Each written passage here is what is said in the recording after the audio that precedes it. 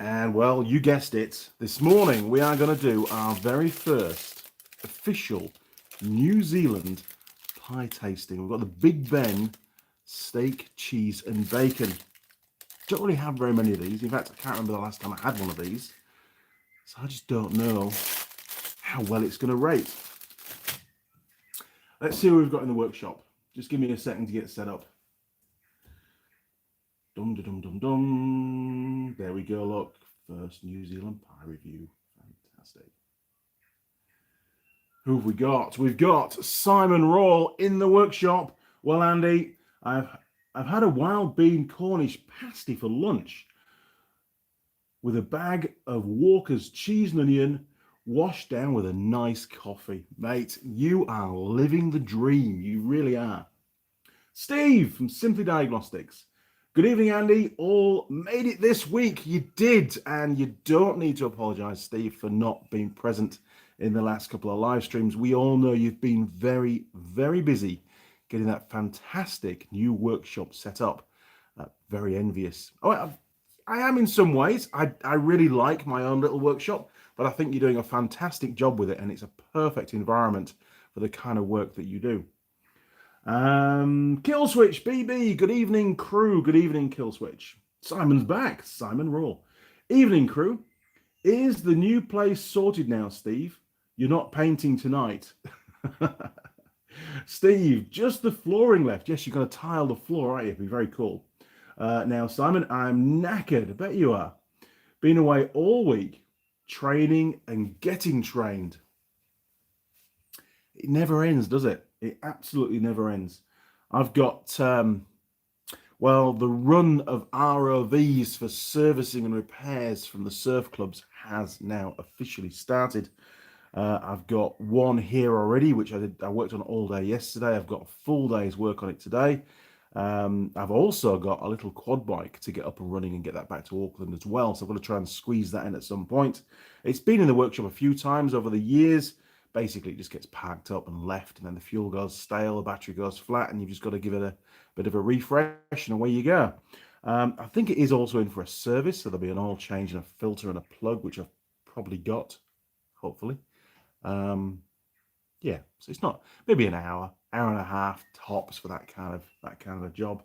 I tend to work pretty slow on a weekend. Steve, congratulations on the new pie experience, Andy. Always good to stretch the boundaries. Well, I eat the pies anyway, so like you all recommended, you know, why not do a pie review? And when I'm out on the road, when I've got time, it's obviously difficult to fit in. It will possibly be a live stream tasting of a pie wherever I get the pie. That would be the ideal scenario, but it would depend a little bit on, you know, the environment for filming. And whether there's any internet or not. New Zealand is woefully bad at having good internet in many, many of the rural places. So a live stream just may not be possible. Doctor of Computers, best time of the week. I reckon it is. It's the one time of the week that I really just stop and chill out for an hour or so. Connor K, it's pie time. It will be shortly. It's cold at the moment. I've got to go and warm it up. Jim K. Hello, Andy and crew. Welcome back into the workshop, Jim. Great to have you on board, matey. I don't think I've missed any of your calls this last week. I will be driving. I'll be driving tomorrow morning to Rotorua and then back home. So probably a pretty good chance you'll be able to catch me on the phone at some point tomorrow if you want to give me a call. And then again, Tuesday morning, I'm driving up to Auckland, so you can probably catch me then if you like. James Francis, any Tool Girl plans? Oh, there's a lot of plans in the background for Tool Girl Holly. It's just taken us a while to get things set up. Don't want to give too much away because it's a bit of a surprise. But there's a lot of work going into what we're planning. A lot of logistics. And just getting stuff into place and ready. Is that going to give things away? I don't know. No plans at the moment for any new Tool Girls. Holly is the chosen one. She's extremely dedicated and very happy to to continue as the official Andy Mechanic Tool Girl. The reason why we've not done any filming here in the workshop is I'm still waiting for a few more parts to arrive via the supplier up in Kaitaia. They're not going to ship them down. There's some quite bulky items. One is a spare front wheel. There's some handlebars. There's the rear axle. There's a few other bits and pieces, just minor stuff now that's filtering through. A few fixtures, little fasteners and bits and pieces. So I'll swing by on my next visit up there and I'll pick everything up while I'm there, and that way it saves a bit of freight. And it also prevents things getting lost in the freight. The couriers these days tend to, it's not a 100% success rate. You're going to get whatever was sent. I mean, Steve sent me a second parcel from the UK. And Steve, I'm sorry to say, matey, it still hasn't turned up, despite numerous checks. It might be stuck in the Suez Canal. Who knows? Mind you, it probably came air freight. I don't know. Don't know where it's gone. But if it ever turns up, I will, of course, let you know. It's very, very saddening when things go missing, when viewers send stuff through and they never actually make it here. I sent a calendar to Colin Furs, oh God, well over a year ago, and the first one never turned up. I did send him a second one. And if you do watch Colin Furs, on one of around his workshop, he's got some red metal drawers, and you might just spot an Andy Mechanic sticker on the end of one of those drawer sections on his bench. I don't know how long it'll stay there for, but at the moment it is there. So you might see it in the odd video. Who knows? Oh my word, I'm still doing adverts on here. It's ridiculous, isn't it now? There we go. Right, where are we at? So James, hopefully that's answered your question. I can't give too much away on that. Jim K, you have me worried about Big Brother. No, don't worry about that, mate. Don't worry. David Walker, good morning from Texas, Andy and crew. And thank you for your reply this week. The Pico has been ordered. Excellent. I think you'll find it extremely useful. I know it's not an automotive spec scope, but there is an awful lot of stuff that you can still test with that scope. You need to, go onto the Pico Technologies website, and there's lots of information there on how to set the scope up for each particular test that you want to do. It's extremely helpful. So if you follow those instructions, then I think you'll have great success with it. I'm sure Steve can chip in there. Steve, now then, David has gone mainly down to budget requirements, really, because let's face it, not all of us can drop $2,500 New Zealand, so I don't know what that is US, on a 4-channel automotive scope with all the accessories. They're very expensive, to be fair, but they are very high quality, as we all know. David's gone for the 2000 series, so 2-channel, which is basically the scope that I started with, the very first Pico scope, which I don't even know where it is at the moment. I know it's safe. It's probably in a drawer somewhere. But, we did the diagnostics on the MR2 with that, and we found the problem. It's a very, very useful little scope. So like I say, I don't think you need to spend thousands of dollars to get on board with having a scope. Great first scope, I must admit. Do I still use mine? In all honesty, I don't. It's been sat in the drawer for quite some time now. Simon, the UK stock of CR9E NGK spark plugs are stuck in the Suez Canal. You are kidding me, really? Oh my word. If you ever get really, really stuck, I do have a couple here. And at the moment, we don't have any problems with supply of NGK plugs here in New Zealand at all. We have many, many of them. In actual fact, Derby Accessories up in Auckland, and they have an outlet in Christchurch as well. I believe they are the official importers for New Zealand. They seem to sell a lot of them, and they have a huge range in stock as well.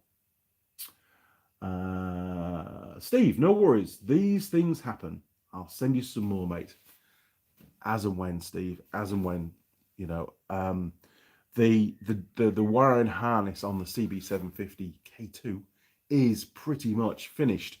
I'll do the final touches when I get the parts that are getting painted when they come back, and I'm due to collect those from Auckland next week. So things should start to move again with that project. I want to get the thing running again because I hate putting stuff on a bike and then having to take it off again, and then there's delays. You know, I was all ready for doing the carb balance, and Alan says, "Oh, I want some bits painting, and I need some new rubbers for the front forks and bits and pieces." So that sort of put the anchors on the project again, unfortunately, by about 6 weeks. Jim K, run a CR9 EK. Well, I suppose you could do if we had any, or if you had any. So, Jim, I should know all this because I did a video on NGK spark plugs like a couple of years ago. What does the K stand for, Jim? Steve, loads of tips for the 2000 series on mechanic mindset and Dave's sterile channels. There you go. Easy. So you've got what you need there, David. Lots of research to do before you use the scope, but I'm sure you'll have a lot of fun. I think as well, I did a video with, it was with Tool Girl Sam, actually. I'm sure it was with Sam. And it was really just to show the differences, the very basic differences of sampling between, I think it was just a standard multimeter and, of course, using the scope. And the fact that the capture rate is just, it's mind-blowing. I mean, often multimeters, the refresh rate's just not, it's just nowhere near good enough for many tests on, you know, live signals, unfortunately. Now then, oh, Simon, I think the K is the nut size. That would make sense. So probably a slightly smaller socket size for the you know, for fitting the spark plugs, because they did start to bring out quite a range with the smaller ones, because the holes are so bloody small to get down, aren't they, these days? Oh, Jim K, dual electrode, more power. Perfect. Thanks, Jim. Jim Haynes, hit the like button, guys. It's cheaper than a gallon of gas for sure. Thank you, Mr. Haynes. Do appreciate that. I always forget to say things like that. David Walker, thanks, guys. Hey, no problem, David. It's all about collaboration and helping each other out. I mean, I only got introduced to an oscilloscope when I started working at Unitech, and it wasn't very good. The refresh rate was just atrocious. But it was a scope, and we had quite a few of them, and the students got to see what an oscilloscope could do and how useful it is for diagnostics. I wish I'd had my Pico at that point. I really do, because I could have shown them a proper scope. But nonetheless, it opened their eyes, you know. Simon Roll, nope, 2 grown electrodes, just looked. Google, it's brilliant, isn't it? Brandon Culver, I bought the Handtech 8 channel. Wow, a couple of years ago. I never really tried to learn it. Yeah, if you're going to have a piece of kit like that, then you really need to know how to use it as well. And I am nowhere near as proficient as Steve at using a scope. In all honesty, when I get it fired up, and I haven't used it for a while, actually, to be honest, I haven't used it for probably at least a month. You've got to, you know, get into the right mindset of using the scope and setting it all up and getting the parameters to what you, the parameters to what you expect the signals to be. But yeah, Steve, I'm sure he could do it in his sleep. I'm sure he probably does set scopes up in his sleep, to be honest. Roger Heaps, good morning all. Good morning, Roger. Welcome aboard, matey. You moved in yet? Are you still moving stuff? Right, we need to go and get this pie in the warmer, don't we? So let's go and do that. In fact, let's better read the instructions first. Hang on. We turn you around. 3, 2, 1. Okay, we're going down to the pie. There we are, look. Bit of camera work. So we've got here Big Ben, steak and cheese and bacon. Have you ever had one of these? And Roger might have had one because he's in New Zealand. If you've had one of these, let me know some feedback. I can't remember if I actually had this particular one or not. One thing I did notice, sorry for all the crackling, it's not the camera. The serving size is 210 grams, which is sort of average, I suppose. But it says here that the, what is it? The average, Christ, my eyesight's crap. Kilojoules for this particular pie will be, well, about 2,400 kilojoules. So what's your average supposed to be? 8,700? I don't know. Doesn't bother me too much. Yes, it's the XXL version, so that should feed me pretty well this morning. Okay, well, to the pie warmer, I reckon. Oh, geez, nearly lost the camera then. Dum dum dum dum dum dum dum. Okay, we're going for a walk. Now, it says on the instructions, I did pre-read them because I can't read everything out to you on the live stream. It said 15 to 30 minutes. And it says take it out of the packaging as well. Hang on. Oh, bear with me. Hang on. Jeez. Tripods. All right. Hopefully Mr. Rat hasn't been in the pie warmer. I don't think he will have been. Oh, it's a tight fit in the packaging, Mr. Big Ben. Oh, definitely needs cooking. All right. We might set the packaging on fire, I don't know, but I'm going to stick it in there. Now, we're just going to go with the bottom one, I think, which is what it's on. And we'll start with 15 minutes. I don't know. We'll wait and see. Oh, and I've got a little battery on charge. I believe that's a crappy Chinese battery. Simon, you'll know. I was very disappointed. The customer got out and bought that. I'd have put a UASA in it, but he'd already bought one. Right. We're warming up. 15 minutes. Countdown. Back to the bench. Okay, so just whilst the pie is cooking, I want to run through the list of criteria that I want to score. Now, you might want to add to this. I might have missed something out. So we've got the Big Ben, steak, cheese, bacon, double XL. Each one's going to be out of 10 because we've got to come up with a reasonable score on this thing. So we've got taste, stroke, flavour. We've got structure. That's the fall apartness. Now, that's absolutely critical when you're a rep like me on the road. You need a pie that isn't going to dribble down your shirt. Otherwise, you've got major problems. Runnability. So the structure is how strong is the casing of the pie, the pastry. Runnability. Well, that's the contents inside the pie. You know, the sort of gravy content. Is it going to run out of the pie as soon as you bite into it, or is it reasonably solid? It needs to be quite solid for being a rep to sort of save the shirt. Meat quality. That's a big factor. There's some very, very cheap pies here in New Zealand, and I'm very dubious as to what on earth they put in them, to be honest. Now, I thought a pretty important one actually is even if the pie is really, really good, it may only be available in one place in New Zealand, in which case it's going to be a long drive. So I thought availability stroke logistics was an important factor, in pieology. I keep making up these great names. Pieology. Remind me about that one. That was cool. Pastry. Taste rating. What does the pastry taste like? Yes, it might be strong and stay together, but does it taste any good? Because some pastries are really crappy. They're all just bland, aren't they? Now, the packaging. That's the attractiveness, the design, the imagery that they've put on the actual packaging to lure people in. Is it any good? Or is it just a token gesture? And the recyclable score. That's not the recyclability of the pie, by the way, gentlemen. That's the packaging. Because, and I probably can't spell recyclable, but, can the packaging be recycled? We've got to think about these things these days, haven't we? So all the green people out there all like that one. So we should get a total of, I think it's 80, 10, 20, 30, 40, 50. Yes, we should get a score out of 80, which should give us a really good spread across various pies of New Zealand. But if you want to add to this, if there's something I've forgotten, now's the time, because this is the first one and we can add it to the list. And then, once we've got a score, the plan is just slowly walking across the workshop, because I get told off for going too fast. The plan is we're going to move Lily's picture, and we're going to stick it over here.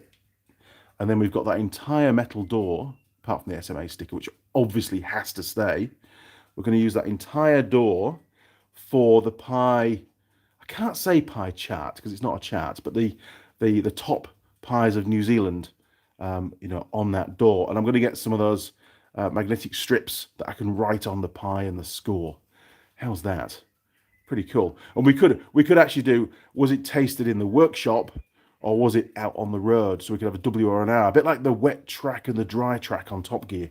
I thought you might like that too. So there you go. I reckon we get quite a few pies on there. Probably about 50 different pies, probably. Yeah, pretty cool. Right. I actually Mrs. Mechanic came in the workshop last night, and I turned the fuel on, I pulled the choke on, and I kicked the Kickstarter, and it didn't start. And I kicked the Kickstarter again, and it started. It did. What a machine. Can't wait to get into that little project. Right, turning around. Dum dum dum. There we go. Now, whilst we're waiting for said pie, I'm just going to plug you back in here because I might even do a video later on. I might. I want my phone to be fully charged. Whilst we're waiting for the pie, in fact, let's go back to the comments because there's bound to be a few comments now. Oh my word, loads of comments. Right, Mike Adams. Hi all. Sorry I'm late. I'm sharpening and replacing lawnmower blades. Oh my word, hang on. The camera's all over the place. There we are, it's better. Lawnmower blades. I tend to use a flap disc for that. I don't do it very often, to be honest. Welcome aboard, Mike. Good to have you in the workshop, sir. Roger Heaps. Still moving, but living at the new house. Mate, good job. What an awesome place. Roger's got a massive house. Massive. And then there's another one next door. It's just, well, it's not really a house, the second one, but it's huge rooms. Honestly, you could almost have an indoor go-kart track inside the house. Brilliant. So much room. Simon Roll, I do find the scope good for carburetted bikes. With the misfires, can save you taking the carbs off for no reason. Yes, imported crap. What's imported crap? Oh, sorry, you mean on the imported crap bikes. Okay. Oh my word. Right. Vijayant Govinda. Hello from South Africa. Hello, South Africa, and welcome to my workshop. Jim K. Yuasa stroke GS for the win. Absolutely. I wouldn't fit any other brand of battery. Yuasa is the only one that I will purchase. And I don't care how much it costs because I need it. You need to rely on your batteries. And especially with modern bikes, fuel injection stuff, they're very, very picky on battery voltage. Simon, heartburn. Wait for it. Heartburn to after the pie. Lose points for that. Good point. Heartburn factor. I like that because I do get heartburn. Right. Post pie heartburn.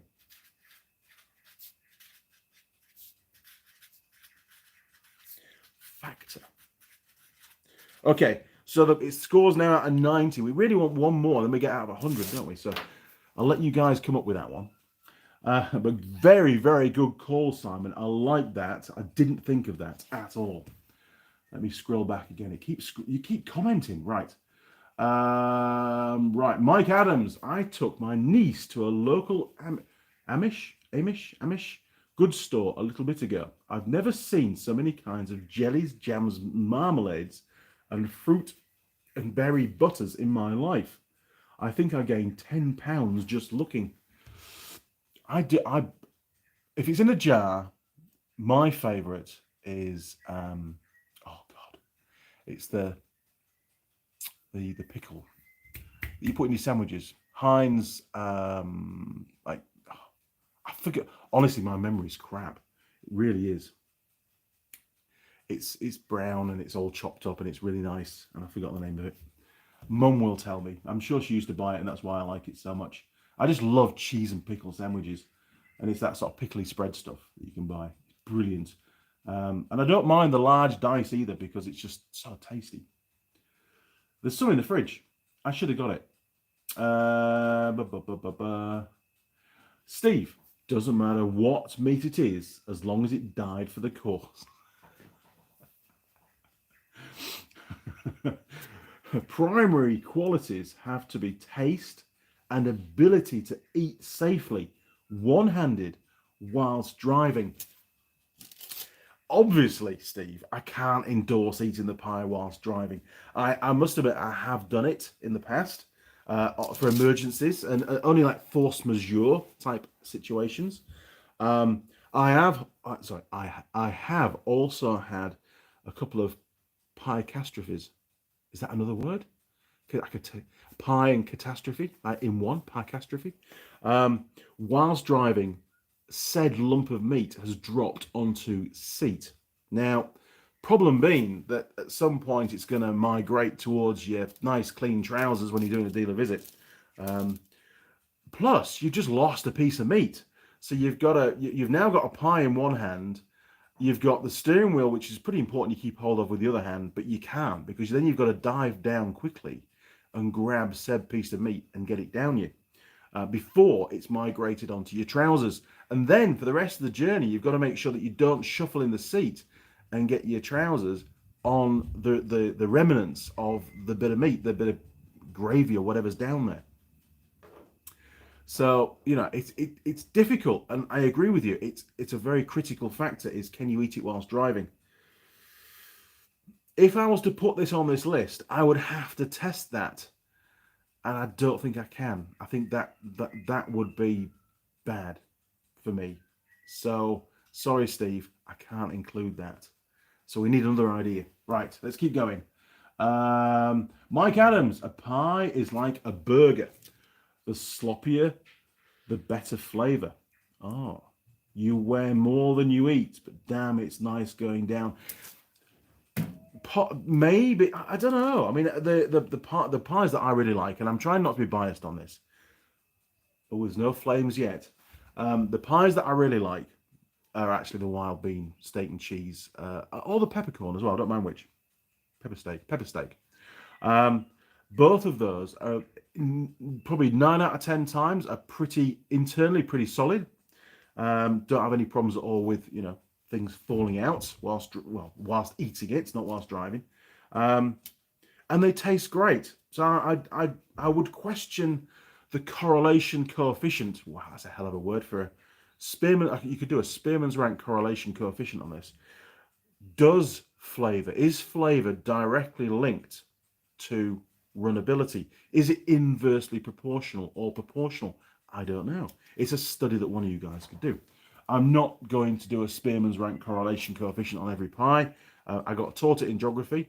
I can't remember the formula, but I'm sure it's on Google. It took me ages to do. Yes, I could make a spreadsheet. It would be a lot quicker now because I know how to do spreadsheets, but it's not going to happen. That's not going to happen. But I hear where you're coming from, but I have to question that because I believe, I mean, if I have a burger fuel burgers here in New Zealand are notorious for this. They just explode when you go anywhere near them. Yeah, they're quite tasty. Well, they are actually quite tasty. In fact, they're very tasty. So thank you, Burger Fuel, for making great burgers. But they explode all over the place. And I hate food that is designed to be held, which in reality, due to construction and internal friction surfaces, or lack of, they just fall apart. I hate it because then you end up with almost like, you know, a kit to build your own burger on the tray. And that wasn't the plan. I paid someone to make me a burger, not to provide me a kit. Honestly, we ramble on, don't we? Nothing to do with fixing cars, is it? Right, hang on then. Okay, so Mike, point taken, but I have to possibly question that. John Nuttall, hi Andy.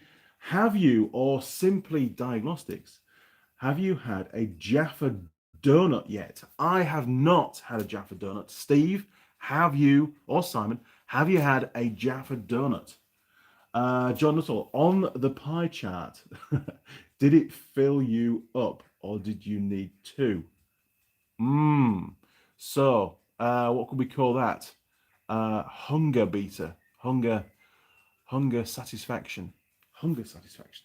All right, that's going to be the last one, isn't it? Hunger. Because if you go and have a McDonald's burger, right, we all know that 10 minutes later you need another one. And that's exactly what we're talking about. You know, once you've eaten the pie, are you then stuffed? So stuffability score. There you go. And that's your stomach stuffability score.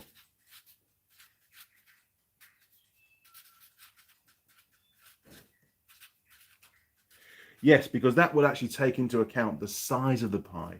And I do know that, you know, the pies that I've eaten in New Zealand so far, some are quite pathetically small in all honesty. And yes, you probably would want two, which, you know, you feel a bit of a pig buying two, don't you? But others are massive. I mean, the one from Toad Hall Cafe in Motueka in the South Island near Nelson is huge. Brilliant pie. Not trying to preempt the scores, but that pie is awesome.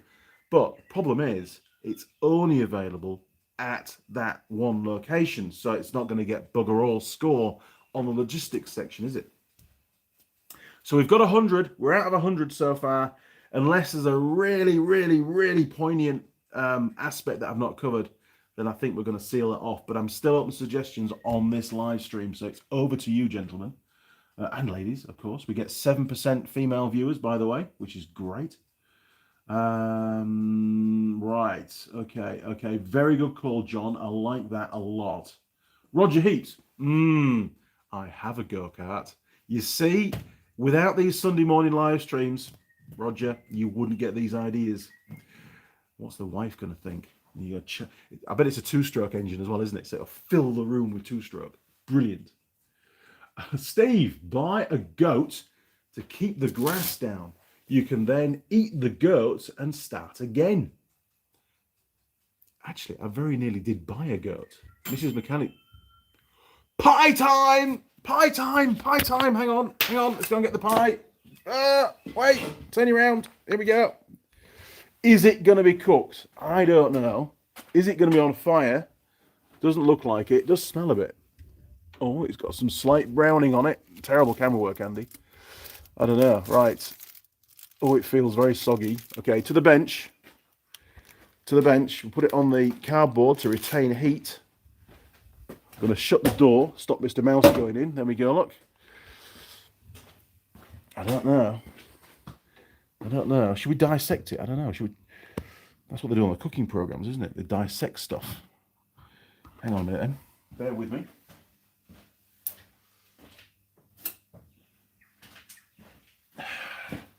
Now, obviously, didn't sterilize the knife, but it's all right because it's a workshop. What have we got? Oh, I don't know. I think it might want a bit longer. Do you think? I think that pastry's not quite cooked. Okay, that's going back in the pie warmer. So, time to cook. There's another one, isn't it? We're finding out these things as we go. Okay, back. Oh, suspense is killing me. Back to the pie warmer. We need a few more minutes.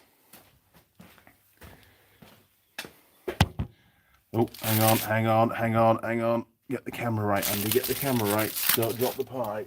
All right, we'll stick him back in there again. What do you reckon? Another 8 minutes. Probably on fire by then. Right. Okay, back to the bench. Let's carry on, gentlemen. I've got all sorts of stuff to talk about today. We've got caught up with pies. Look, I've covered that engine up now so you can't see it. We'll get into trouble. I'm back. Right, so we're going to have to wait a little bit longer for pie. So where were we? Okay. So yes, nearly bought a goat. Haven't bought one yet. Don't know what the council regulations are on goat ownership. Where we live. I'll have to find out. Jim Haynes. Oh my God. What the hell? How am I supposed to pronounce that? Nihon Tokusua. Togyo. There's lots of little lines on that one. Togyo Kabushiki Gensha is what NGK name spells out, and good luck with that. Thanks, Jim. You set me up on that one, didn't you? There's no way I pronounced any of those words correctly, and I'm not going to try again. Jim Haynes, relish. Can't go wrong with relish. Simon Raw, Mike Adams, all the pickles will be as the Amish don't have fridges to keep things fresh for a long time. Good point. You see, we take all this modern stuff like fridges for granted, don't we? Al Marine Velocity. Hey, Andy, sorry I'm late. Al Marine, it's not a problem at all. Great to have you in the workshop, mate. There's still a bit more room for a few more. What are we on? 29 viewers, 22 likes. That means that 7 of you don't like my live stream. Really? Come on, hit the like button. See, I did it. I put it in there. Mike Adams, for sure, Simon. Oh. Peter Swatman, what about salmonella potential from said pie? Salmonella, isn't that only from chicken? And I'm not really a fan of chicken pies, not yet. We're going to do all the beefy ones first, for sure. But you are right. If it's chicken, it could be a problem. Steve, Pietastrophe. I thought that was pretty cool, actually. Pietastrophe. I've just invented a new word, and you saw it first on this live stream. So if pietastrophe ends up in the the English Oxford Dictionary, which is the reference for English stuff, my name needs to go next to it because I invented that. Pietastrophe. Simon Rawle, attractiveness of the pie server. That would work at Toad Hall. It would. There's some very nice young ladies in Toad Hall. And I don't go there, I have to say this, I don't go there because they're there serving the pies. I go there because of the pie. It's a very nice pie. But yes, that would work. But there's, mind you saying that, there are female serving staff at Wild Bean, and oh man, this could get out of hand, couldn't it? I mean, we're up to 110 now. All right. It could be a bit, I don't know. I'd like to include it, but it could be seen as in the wrong light. But then again, what the hell? Right. Server, pie server, so pie server attractiveness.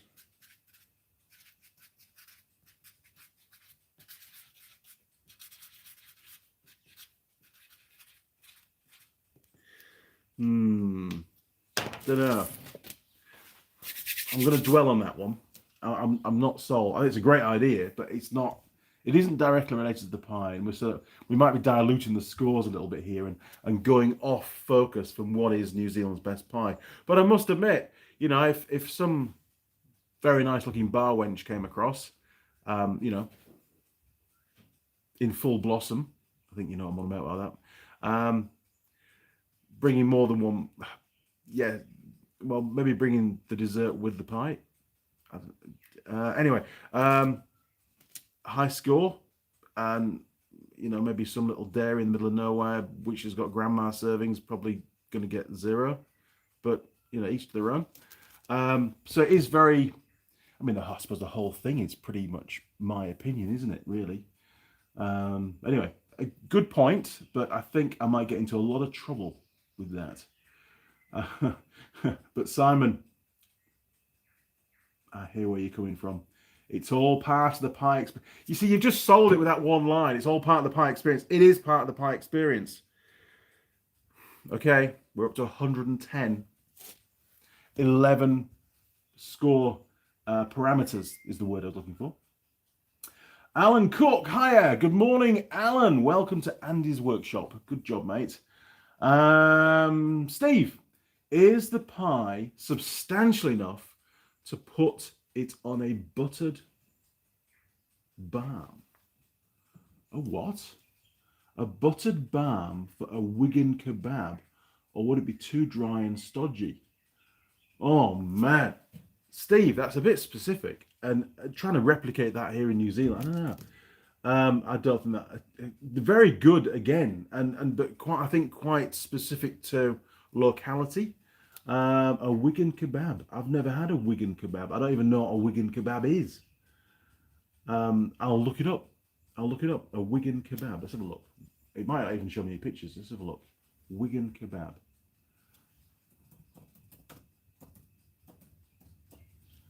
A Wigan kebab. Oh my word.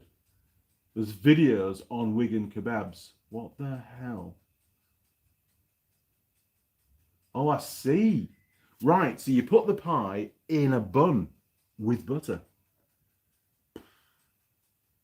Yeah, that's a good point. That sort of goes back to the structure, fall apartness, and runnability.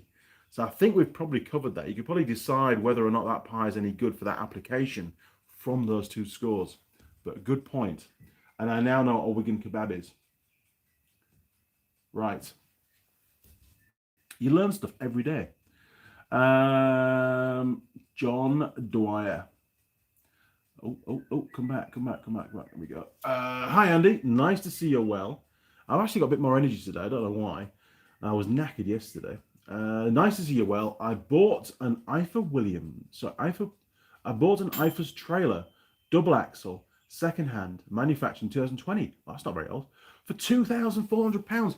Honestly, they are so much cheaper in the UK than what they are here. Direct from IFA Williams. I'll send you a picture of it. That's brilliant, John. Well done, matey. And not a bad price, to be honest.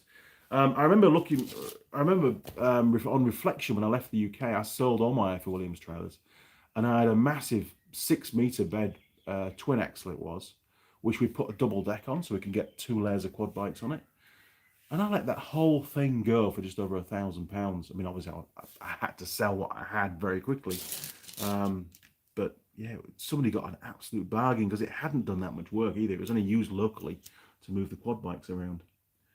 And a box trailer as well. We had a big box trailer from IFA Williams. And again, that didn't earn me that much money, to be honest. Again, we pretty much gave it away.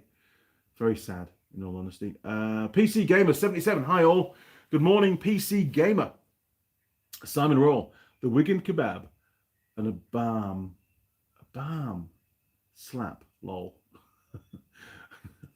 Tom James, amount of pie filling. Yes. Yeah, because some pies, it's just all pastry, innit? And there's not a lot of meat. And the meat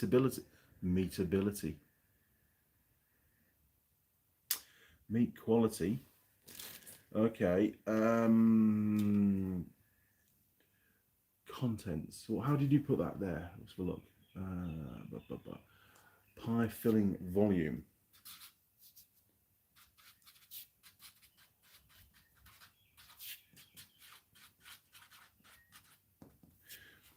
Okay. So you'd have to base that on the size of the pie, wouldn't you? You'd have to say, well, is it a big pie with bugger all filling? A little pie with lots of filling. So almost like a ratio based on pie size. God, we're getting very technical with this pie stuff, aren't we? It's great. Got my work cut out now, haven't I? Mike Adams, I'm a truck driver. Well, lorry driver, as you call him over there. Yes, lorry, England, lorry. I had a 2,000 watt power inverter in my truck and used a 700 watt microwave in it. Have you done that for your shop truck? I haven't. I actually quite like to be able to go and get a pie that's already pre-cooked on the road. I don't want to. And in actual fact, another good point here, a really good point that we've completely overlooked, is the pie still tasty when cold? Because you and I both know that every now and again, when you're really hungry and you're driving along, you're looking around the car for some kind of foodstuffs that you've maybe tucked away for a rainy day, for emergencies. And maybe, just maybe in the glove box, there's a pie that you bought 3 or 4 days before that you'd completely forgotten about or saved for a rainy day. Is it, I mean, okay, putting aside the fact that you might die from food poisoning, is it still tasty? You know, does it still taste okay to eat? Is it still rewarding in the taste feature? That's another point. Is it still tasty when cold? And I can cover that because often when I'm doing live streams of the pie, it is cold by the end of it. So, is pie still tasty when cold? I'll try and reword some of these, make them a bit flow a bit better.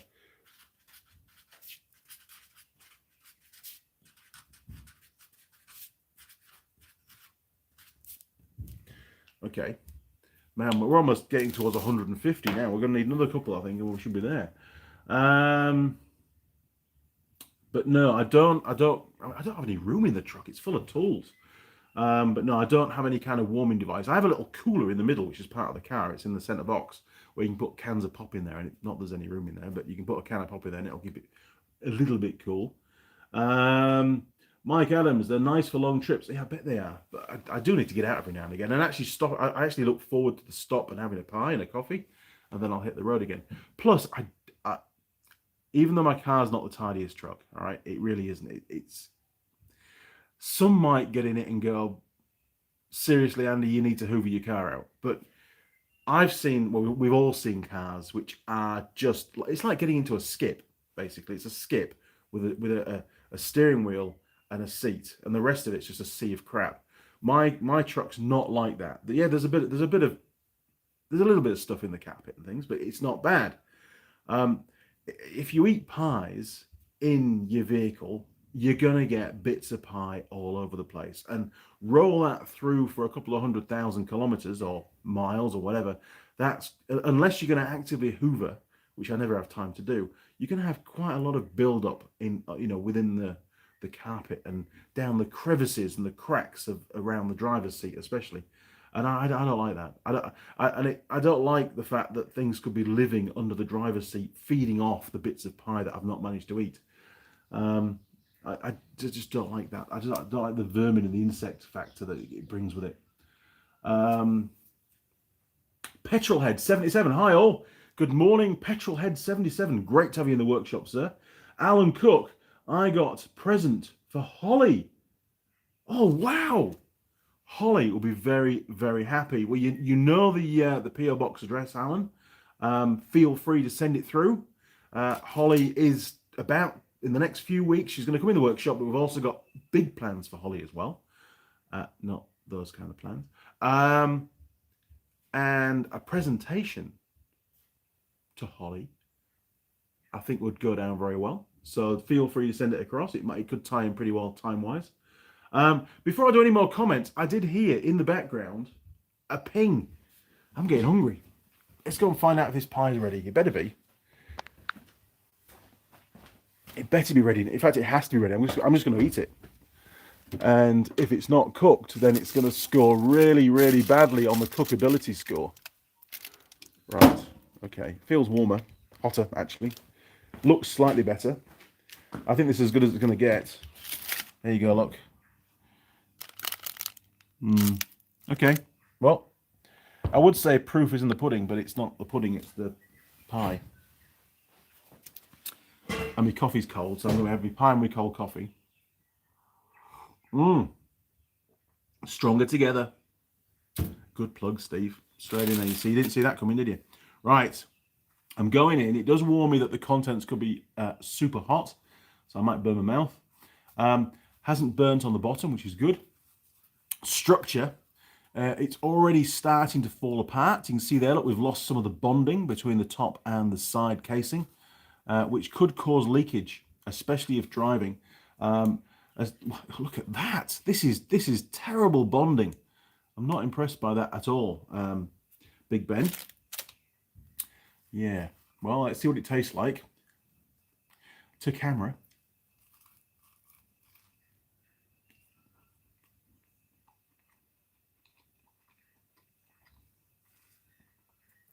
Okay, we're going to need to score this as I go because I'm going to forget.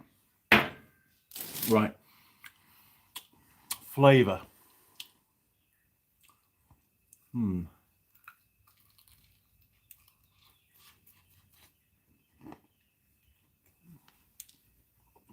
It is steaming. It's actually about perfect temperature. So we did 15 minutes and then 8.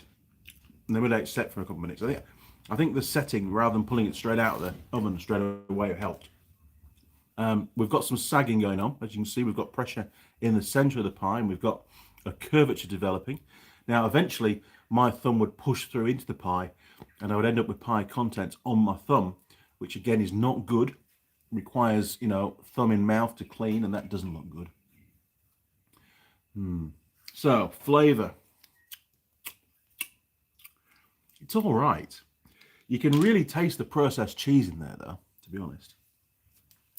Out of 10? I'm going to give it a 5. It doesn't jump out at me. It really doesn't.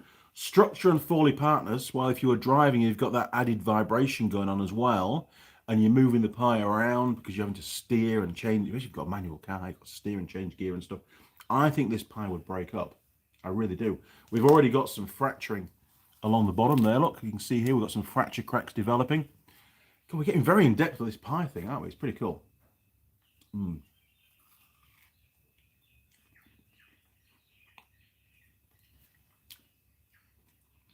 And the cheese.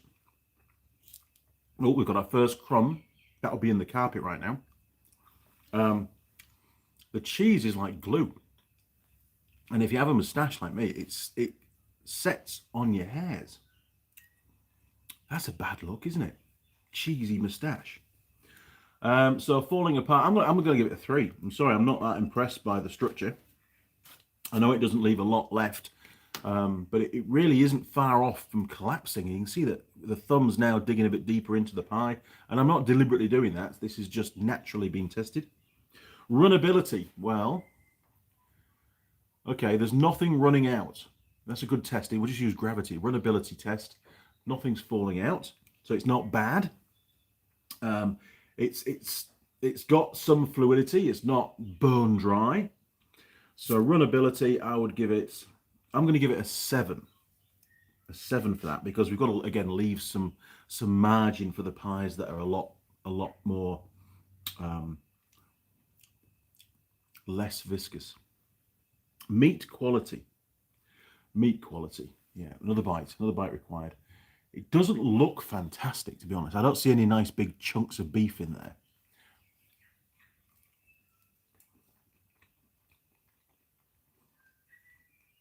In actual fact, I haven't even hit a decent chunk of meat yet. No. Taste isn't bad, but God knows what's making the taste, because it's not the meat. I'm going to give it a 4. Only because they put bacon in it. I'm going to give it a 4. Pie filling volume. Well,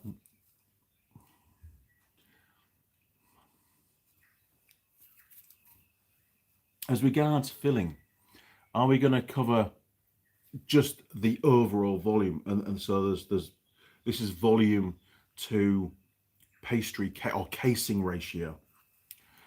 I think it's too bad. It's not too bad. I mean, I would give it, I'm going to give that a 6.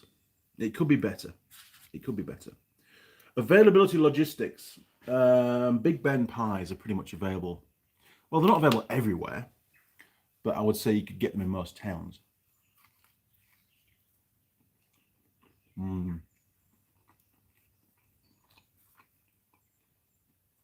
See, it's more like a meat puree. There's not really any big lumps of meat in there at all.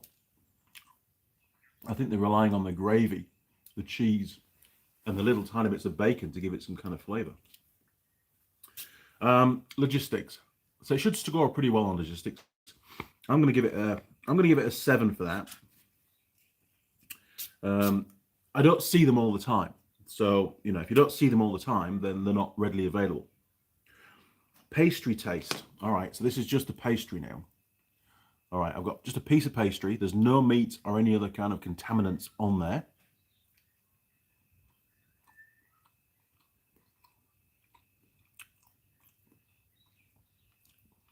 Oh, that's crap.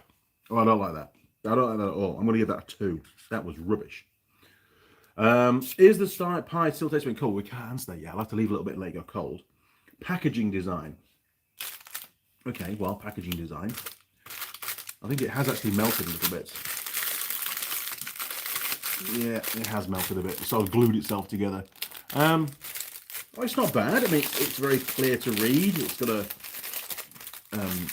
rather handsome chap there with his cowboy hat on there. So somebody's drawn that. Proudly made in New Zealand. So they're obviously very proud of what they're producing. I wouldn't say it was a XXL pie, though, to be honest. I've seen bigger pies. They're pushing the website on there. They've got a lot of information on there. Yeah, I think there's a bit of work's gone into that kind of packaging. It's a multi-layered graphic. It's not bad. Okay, so the pie is starting to ooze out onto the cardboard. That's not a good sign. I'm going to give it a 6 for packaging, for the design of the packaging. Recyclable score. Does it have anything on here to say I can recycle? Yeah, no. It says here, look, it's got sorry, it's a really crap packet, but all it's got is the little dustbin guy. There, look, it says here, do the right thing. Put your rubbish in the bin, as Mighty. What's he go? He goes, in the bin, is what he does on Mighty Carbons. It's very good. So it's not recyclable. It is rubbish. So it doesn't score very well on that. So I'm going to give it a 0 for that. Although no, they do tell us to put it in the bin. All right, we'll give them 1. We'll give them 1 because they put it in the bin.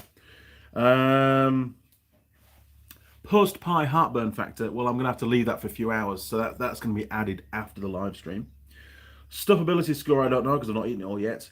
Pie server attractiveness. See, this is where we fall down, Simon. I didn't buy the pie. Mrs. Mechanic bought the pie. Oh, in that, well, I mean, I suppose Mrs. Mechanic served the pie to me. So do I need to give it a 10? See, this is the dilemma.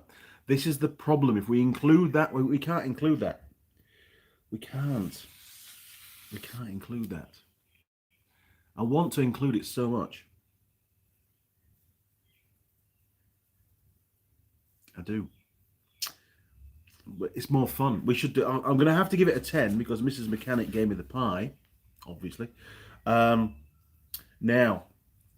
are there any things that we've not covered yet? Runnability meets. This is actually really, really comprehensive score, actually. So I can't do the tasty when cold one because it's not cold yet. I imagine from what it tastes like now as it's cooling down, I imagine it's not going to taste very nice at all cold. Stuffability score. Yeah, I think we've answered all the ones. So I'll just quickly show you the scores so far as a recap. Pop that back on the packaging. Get rid of the bits. There we go. Look. So this is the scores so far. Now, obviously, this is only my own. It's only my personal verdict. You know, this isn't. You know, it's not being put to a panel of judges. This is just me. So, of course, some people are going to feel a little bit alienated by my scores. I mean, maybe Big Ben pies are going to go, really, Andy?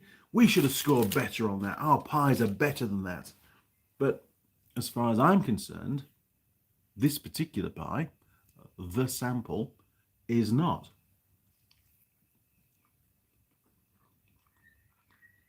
You see, there's no big chunks of meat. There isn't. And you get a wild bean cafe pie and it's just pretty much all meat. This isn't the worst pie that I've eaten, but it sure as hell isn't the best. It's just something warm and chewy and fills a gap. And I imagine actually as well, because of the way that it's constructed and the contents, you're going to get hungry again, you know, probably within an hour or so. So, stuffability score. I would put that quite low because there isn't really any valuable contents to this thing. So, if you are fully stuffed, it would get a 10. I'm going to give this a 3. So I can score that now. And it's probably going to give me heartburn, but we'll see. And the Wild Bean Cafe ones don't, and the Toad Hall pies don't give me heartburn. But it's still warm. It's good. Now, going back. Oh, we've got a mozzie. Go away. Leave the pie alone. Right. Oh my word. Oh, sorry, I'm way behind. I'm all over the place, the comments. Just bear with me. I got carried away with the old pie stuff. Right. John Nuttall. You will get into trouble for if Mrs. M brings in the pie and no points given. I know. I've given her a 10. For obvious reasons. I value my remaining testicle.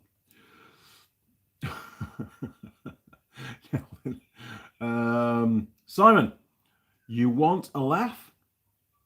Went to do an e-parking brake wind back today as the customer was doing his own brakes. Oh, don't you just love those kind of customers? The car was jacked up in, oh, jacked up on the plastic petrol tank. God's sake, really? So, man, honestly, it begs belief, doesn't it? It really does. He has no right to go anywhere near the brakes of a vehicle. Steve, we sometimes put baked beans or mushy peas on as well. I do like baked beans, but I don't like baked beans and pastry together. So that wouldn't work for me, and I don't like mushy peas. I'm sorry, I know you're going to hate me for that. Mrs. Mechanic loves mushy peas. I've just grown up I was brought up in an environment where I didn't like the taste of peas, and Mum will remember this, and I'm sure Mum's watching. But I was always told to eat my peas, and I didn't like peas. I loved sweet corn, hated peas, always wanted the sweet corn, never wanted peas. Got given peas, didn't eat the peas, got told off, and I think that's it sort of built the feeling that I don't, I'm very negative towards peas and mushy peas as well. But beans, I like beans. We all know I like beans.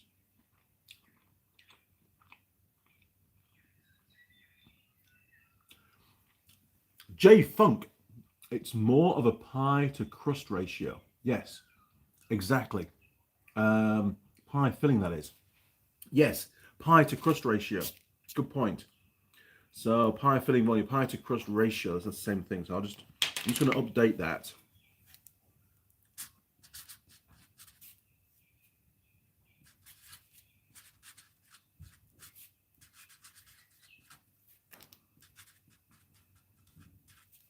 This is very much work in progress, but I do very much appreciate your input, gentlemen.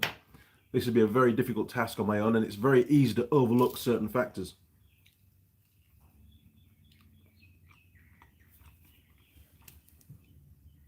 Steve, just goes to show, we mechanics.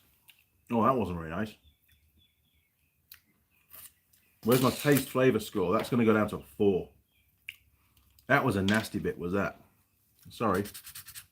4, Big Ben. Not impressed. Just goes to show, we mechanics are simple breed with simple needs. Tasty sustenance that's easy to eat.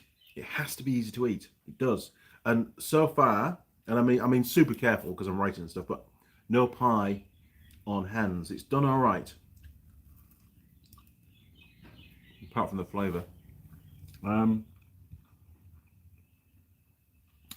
Brandon Culver, simply don't forget we need some eye candy every once in a while as well. Absolutely, I haven't forgotten. When we have a tool girl in the workshop, if that's what we're talking about, it's a privilege, not a right. And it does take a lot of organising for Holly to do a couple of days filming with me. It takes a lot of work in the background to make it happen. I mean, there are already about 120 videos on the channel with tool girls in them, or should I say female assistants. Is it PC to say tool girl? Hey, what the hell? It's my channel, Tool Girl. And there'll be a lot more in the future. It's not going to stop. Things might evolve a little bit. That's the plan. And if it works correctly, we should see more, not less, videos with tool girls. Now, Richard Perry. Hi, Andy. I bought a little Erie 103 trailer to tow my mobility scooter for when I go out on my trike. Halfords, £250. Best thing I ever did. That's fantastic. Well done, Halfords. Oh, the pie is starting to repeat on me a little bit. Repeatability.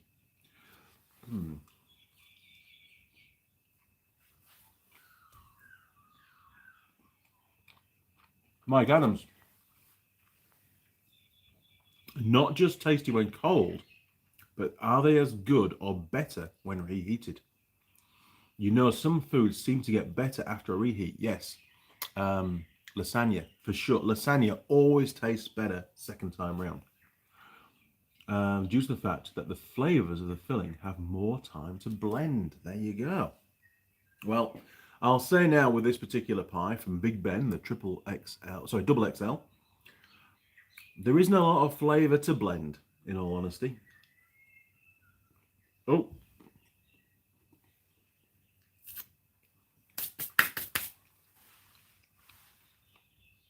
All right. So it was pretty cold. Almost cold by the time I finished it. It's quite cold in the workshop now. So, is the pie still tasty when cold?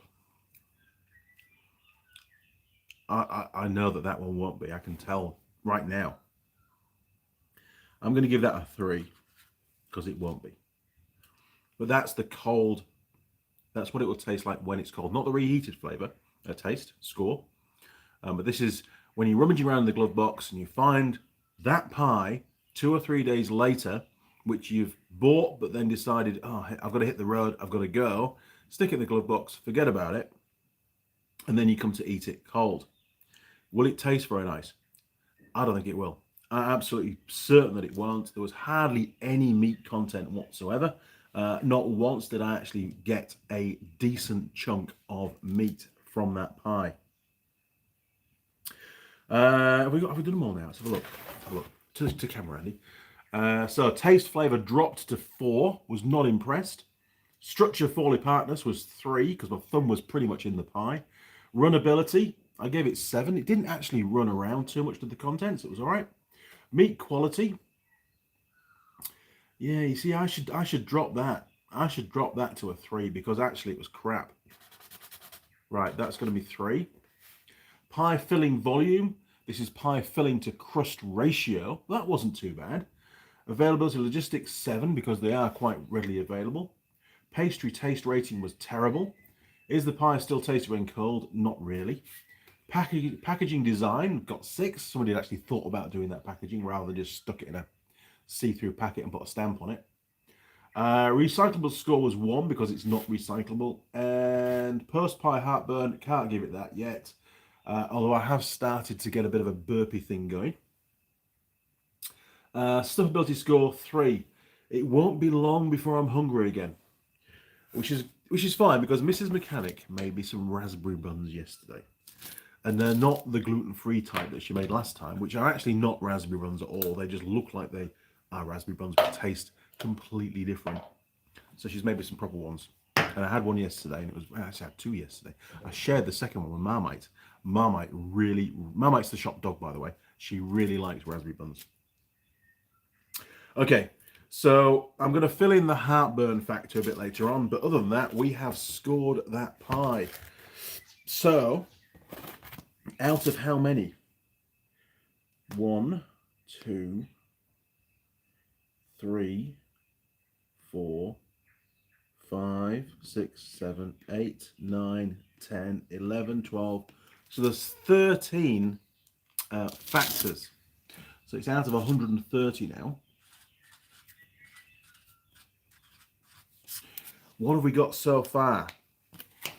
Okay, so we've got 7, 14, 15, 16, 17, 23, 30, 32, 35, 41, 42, 45, and of course, because Mrs. Mechanic served it, 55. You see, it bumps the score up. 55. This one got 55 plus the heartburn score. So I'm just going to make a note of that. 55 plus heartburn. So we're probably looking around about 60. If we get a mid score on the heartburn, we're looking around about 60 out of 130, which is below the midpoint. Midpoint is 65. Quite disappointing. Sorry, Big Ben. I'm not a fan. Right, we'll put that over there. And in the week, I'll get some of those little magnets, and that will be the first one to go on the cupboard. And we'll stick that one on next week, and we'll do another pie review next Sunday. Now, it has to be time for a cigarette. It has to be. Because I made that pie tasting thing last for bloody ages. 1 hour and 10 minutes already. Sorry, chaps.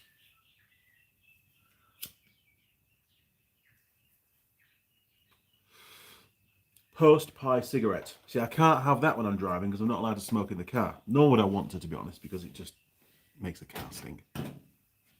Right, just going back to some comments. Let's have a look. Alan Cook. It's a drone frame. What the hell? A drone frame. This bench is really cold. I'm going to use the cardboard as an insulator. Steve, awesome, mate. Well, hopefully you enjoyed that pie tasting. Virtual pie tasting. Well, virtual for you, real for me. Richard Perry, thumbs up. John Nuttall, if it's a crack, it will not. It was sorry. If it's a crack, it was not there in the last video. Lol. What? What are we talking about, John? Crack. If it's a crack, it was not there in the last video. Lol. If it's a crack,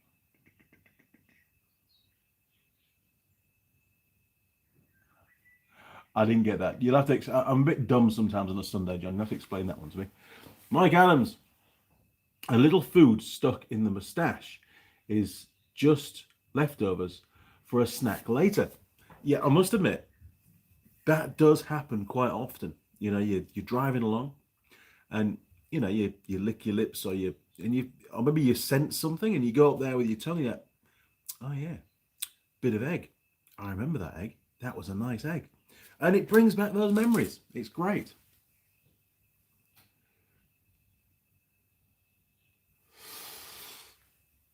Steve.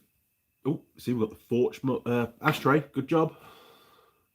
All the right gear in this workshop. Steve, looks like guaranteed heartburn. Big Ben need to send you a peppered steak. You know what's going to happen? And well, what might happen? But we've got the potential, if this thing grows, for pie companies in New Zealand to start to send me pies. And if, see, another burp. It started. Stomach's going, did you really eat any beef there, Andy? They're going to send me pies. And if I have pies, I've got to eat pies. And if I eat too many pies, well, I'll need bigger shirts. And I don't want bigger shirts. Actually, I'd like to go down to the size below, but that's never going to happen. Mrs. Mechanic does tell me off, actually. She joined me in the South Island for 9 days on the last trip. And the conclusion was that my diet is atrocious, absolutely horrific. I didn't think it was that bad, to be honest. I mean, pie and a coffee for breakfast, lunch, pie and a coffee, and then for tea, if I'm lucky, a nice steak and chips somewhere with some kind of mushroom sauce would be good. Or sometimes if I arrive really late, it's just whatever I can get, whether it's a pizza or a pizza. You know, I mean, yeah, it's pretty bad. I understand where she's coming from.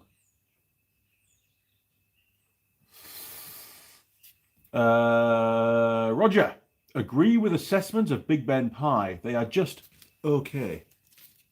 I think that pretty much sums it up there, Roger. It was okay. It sort of warmed me up a little bit. It was a pie. There was no disputing it wasn't a pie.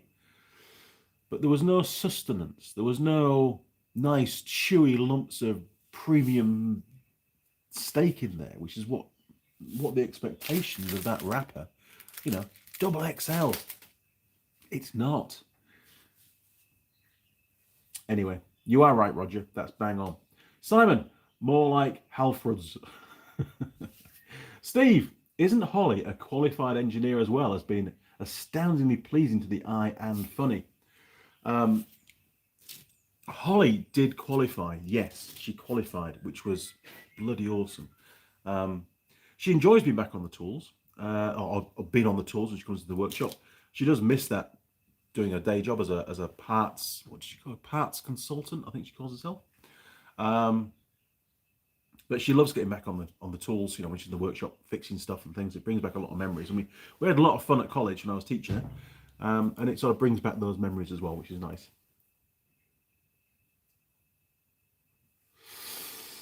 And of course, the second part of your comment, I absolutely agree completely. There's no way I could dispute any of that, Steve, as you well know. Alan Cook, I sent you an email. Oh my word. Okay, let me check my emails then. This might take me a second. Because I have the volume down on my laptop, so I don't hear anything ping through. Emails are opening. Emails are opening. There we are. Alan Cook. Hi. Right. Oh, there we are. What have we got here? Oh my word. Have you 3D printed that entire drone chassis? That is phenomenal. Good job, mate. That's a lot of work. Excellent. I need to show you a picture of this. Can I show that? I can show that. There's nothing else on there that you shouldn't see, I don't think. Hang on there.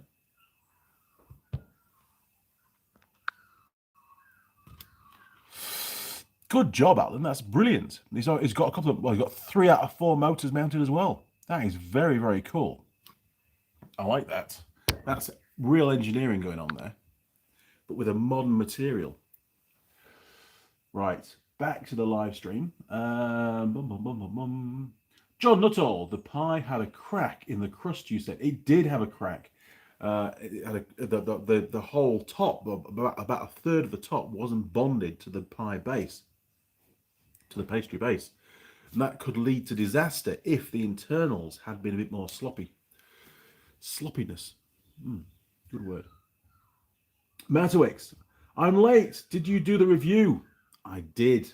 And I'm not going to show you the scores, so you can watch the video in full when it goes properly on the channel after the live stream and YouTube's done all its checks and stuff.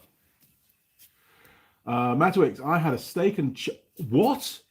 A steak and chocolate pie from Dad's Pies. They're good. Steak and chocolate. What the hell? This world's upside down at the moment. Well, we'll have to try one of those, won't we, when we're out on the road? Go to Dad's Pies. They're the best. Well, that's for me to decide. Simon Roll. When you're going to get to the hotel late, why not get Mrs. Mechanic to make you something to reheat in the room? That requires planning. I'm not very good at planning. I try to be, but that's sort of one of the periphery things. And I have lots of other stuff to plan. So to try and plan that as well will be another task. And I don't have time for tasks. I just need convenience. But good idea. In theory, a great idea, Simon. Steve, I remember the time she guest starred on the live stream after a late night. She's not a morning person. She's not a morning person. In fact, she came out of the bedroom this morning. I'd already set the workshop up and stuff. She came out to the kitchen and I was there just boiling the kettle to make a coffee, which she actually made for me, which was nice. And she was putting a dressing gown on because it's getting cold down here. And she smacked she's only short and height deprived, and the handle on the bedroom door whacked under her armpit, and she was in quite a lot of pain. She wasn't really fully, what's the word, in control of her limbs or planning the route. She was trying to do 2 jobs at once. One, go through a doorway, and at the same time put on a dressing gown. And hopefully she won't do that again. Now then, have we reached the end? We have. I've actually got to the bottom of the comments. Bloody hell. Oh no, there's another one. Simon, is it winter now in New Zealand? It's not quite, but it's getting there. It's the temperature has plummeted. I mean, sure, the sun's still got a fair bit of heat to it when it finally comes out, if it comes out. But this morning, we had a lot of thick fog, and it'd been raining through the night, and it is just, the benches are stone cold. I mean, the coffee went cold in about 5 minutes. That's always a good test of how bloody cold it is down here. So, cigarettes done. Post pie cigarette, by the way, which is always a good one. Now, something else I'd like to cover, and I have been reprimanded by some viewers about my thoughts on English plugs. Now, English plugs, for those that live in England know this, an English plug has its own internal fuse. And this particular point I want to raise is that when you put the plug into the socket on the wall, it tends to stay there. It has very good grip factor. They're quite large terminals that push in, and it's gripped extremely well. Here in New Zealand, that often isn't the case, and the plugs are not fused in any way. In fact, in all honesty, you're lucky if you've got an earth wire in there. So it's taken me a while, and I have been hunting around for good multi-socket boards basically to use around the workshop, and I've tried lots of different brands. And if you're living in New Zealand, or I think Australia as well, these are sold in, this might be valuable to you. I recently, well, about a year ago, came across this brand, which is made by a company called Jackson. There, look, Jackson. Jackson. Yes, Jackson. There we are. Look, can't read backwards. Jackson, and it's also on the board itself. Now, this is a brand new one, but I know how good it is, and I'll show you why. There's a few in the workshop already, and I'm just going to go and show you what I mean. I'll show you one in use. Hang on. Right. So up here is the same, and I've got a few of these around the workshop. There's not that many. There will be more eventually. But what I like about it is it's got a bit of spacing here as well. So I use these in my office. And you get those big, sort of like a transformer plug that drops the voltage down for like computers and stuff. Well, often they don't fit and you lose the adjacent socket. You can't use it for anything because it overhangs and sort of blocks that area. Well, these are brilliant. And they've got their own little switch, which is good. Turn it on and off there, you see. And they tend not to trip. They've got a very good... they have got an internal trip just there, look, but they just don't seem to trip, which I think is great. But the gripability, you can see here, look, this is the plug, and this is just my phone charger. And you can see, I'm really, and I know I shouldn't do it like this, I should hold the plug, I know. And it's got little lugs there, but if I just try and pull that out, geez, it's got fantastic gripability on those terminals. And that's why I like them. Some of them, like those up there, the one furthest up on the screen, is atrocious. Those plugs actually fall out on their own. Yes, Steve, I hope your wiring won't be as bad as mine in the workshop. Look at this, right? In fact, are you ready for this? All right, here we go. All right, then. All right. So, wiring. Last thing for the live stream, wiring. So I did fit my own little consumer box, which I got told off for doing as well. And the plan is to have everything via these big 16 amp plugs so that I can unplug everything, and it sidesteps the regs here in New Zealand a little bit. That's why I did it. But then it goes up to a multi-board, and then if you look around, everything's on multi-boards in here, so I can move stuff around. We've got more up there. Look, there's some more around here. Hang on, bear with us. Another one over there, look, hiding away. It's just a fire waiting to happen, to be honest. And if we come over here, we've got another one of those Jackson ones there, which is really cool. Now, I find having them above the bench is brilliant. It's really good for using grinders and stuff. There is another one hiding behind there. That's terrible. That's always tripping. And it's not very easy to get to. I don't like that one. It's crap. But it is better than... Oh, there's another one there. Look at that. Oh, God. Honestly, if you come down here... I know there's another one hiding behind there. And that's even got a doubler on it as well. Oh, there you are, look. Sorry, YouTube. There we are, look. Right, another one there. And then there's another one there. And there's another one there. I think that might be... Is that it? That's it. I think that's it. I managed to cut down the number tremendously when I... Oh, there's another one there, look. Hang on a minute. There's another one. There's another one there, look, hiding away. But yeah, I think that's all of them. I think. I tried to be quite smart. Did I show you that one? There's one up there as well that does the pillar drill and stuff, and the fly killing machine, which is great. So yeah, I do need to sort my wiring out, and it is still temporary, but I just thought I'd share with you what I found to be a really, really, really good multi-board, I think they call them over here. Heavy duty power board, there you look. Heavy duty power board. So if you are in the market for looking for one of these, I would strongly recommend, and they're not a sponsor of the channel, it's just something that I've been using, testing, and found to be extremely good. And they are a steel body construction, so they're great for in a workshop as well. They're not going to get broken. I just like them, and they come with a decent length cord and a decent plug, and of course they are earthed as well.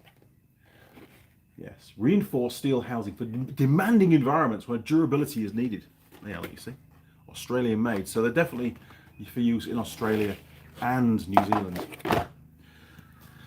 Oh my word, look at that. It's got a $10,000 connected system warranty. Pretty cool. And I think as regards cost, yes, honestly, you can go and buy those cheap ones for like $6 from Mitre 10, which is like the B&Q of New Zealand. And they really are just rubbish. These, I do get a bit of a discount on them now. These cost me, I bought two last time and it was just over $100. So about $47 plus tax, GST, I would say. Something around that sort of mark. And I will continue to buy them. I've got two in my office now. Mrs. Mechanic's got one. That's a spare one which will go somewhere at some point when the need arises. But I always try and keep one in stock so that as I change things out, I can update stuff and use those. Now then, Simon, yes. Simply noted, geez mate, that's triggered by OCD. It triggers my OCD every time I come in. But the plan was all the lights in here are all wired onto a plug, and the plan originally for that, and it's not really important anymore, but the lights were constantly moving around, and when I was doing the steel work for the roof, I had to temporarily unplug, take the light down, do a bit of steel work, put the light back up again. So it lended itself extremely well to that kind of requirement. But now that everything's sort of settled down, I mean, the lighting on this side of the workshop will still get updated. I'm not happy with the way it is at the moment. It's good, but it's not. I don't like the fittings that I bought. I bought them secondhand, and they were cheap, but they are really absolute Chinesium. The bulbs you've got. Often if you even if you're banging something or hammering the crap out of something in the workshop, the vibration can cause one of the bulbs to come loose in its connection at the end, one of the fluorescent tubes, and then the bulb goes out, and then it's just a ball ache. And the last thing you want is a bulb to fall out and hit the ground, because then of course you've got glass everywhere. So they need to get changed, but ultimately it'll all get done when they get changed to LED. But I'm having a real problem. I've learned a lot about LED lights, and so has Steve recently. A lot about LED lights for use in a workshop for filming purposes. So you've got to go for the non-flicker type, and trying to find lights that are going to be suitable for a workshop that have non-flicker, that work as a low-level light. So I don't have the ceiling height for those big sort of round downlights that Steve's used. It's proving very, very difficult, and there will have to be a compromise, but there can't be any compromise on the flicker element. And before I buy a ton of lights to put in the workshop, I need to test to make sure that they're good on camera. So I'll probably just buy one, test it, and see where I go from there.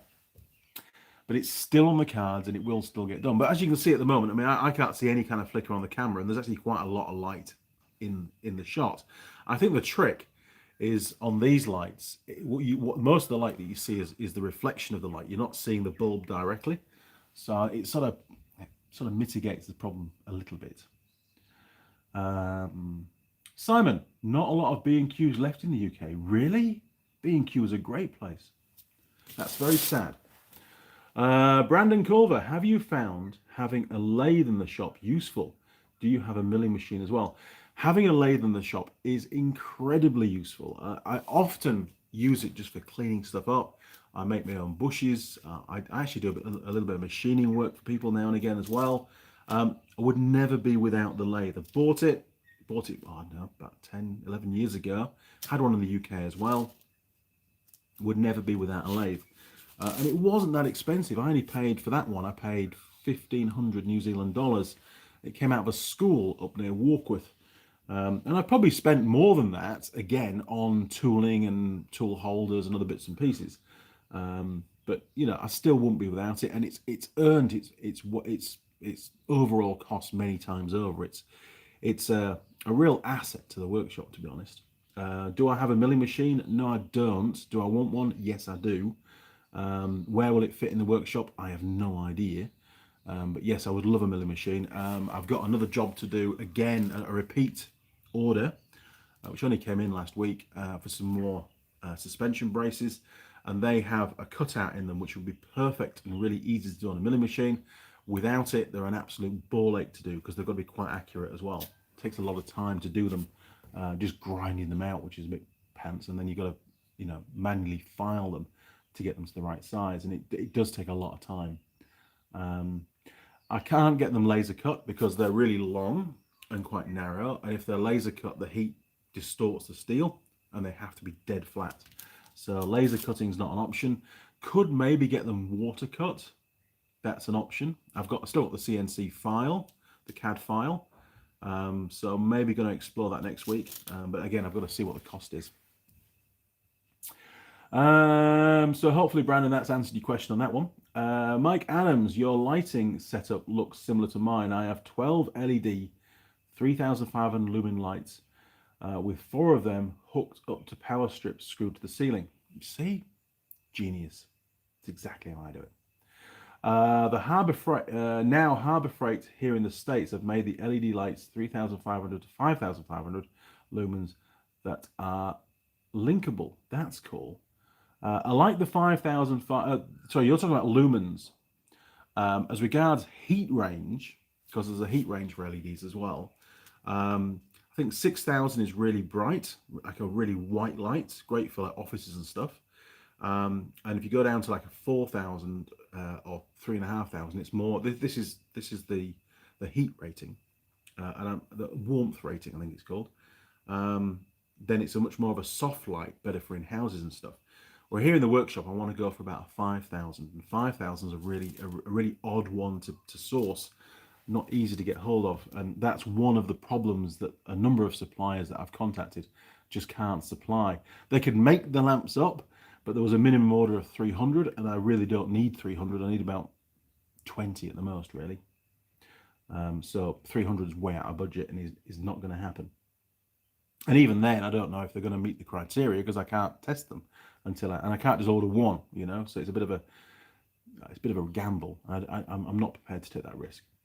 Mike Adams, excuse me, up to 10,000 lumen shop lights. Wow, holy moly.